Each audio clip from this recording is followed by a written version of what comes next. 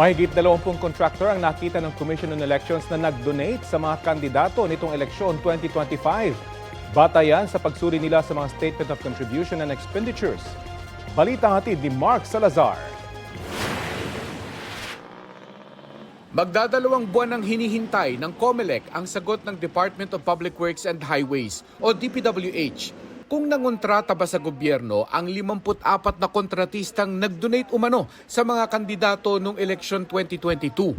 Kung oo, violation ito ng Omnibus Election Code at papangalanan sila agad ng COMELEC at kakasuhan.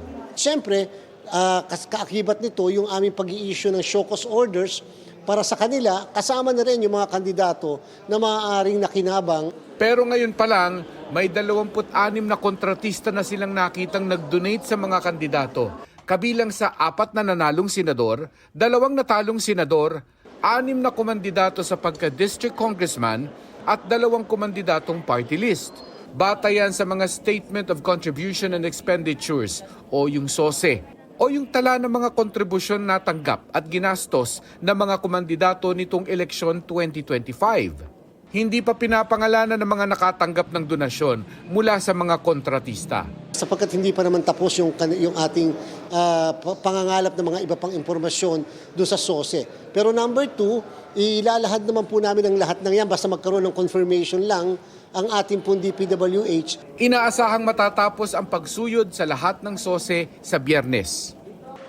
Hinihingan pa namin ng bagong pahayag ang DPWH pero ayon kay Public Works Secretary Vince Dizon noong isang linggo, chinecheck na nila ang record ng mga contractors na ibinigay ng COMELEC. Agad-aniyan nilang babalikan ng COMELEC kung tapos na sila. Kabilang din sa mga iimbestigahan ng COMELEC ang donasyon ng mga minahan sa mga kandidato na bawal din sa batas. After po kasi ng national and local elections ng 2025, yung contractors ay pupuntahan namin ang mga mining companies naman, kasama na rin po yung mga may franchise o prangkisa mula sa gobyerno. Yan po kasi ay mga prohibited din o pinagbabawal magbigay ng donasyon sa mga kandidato.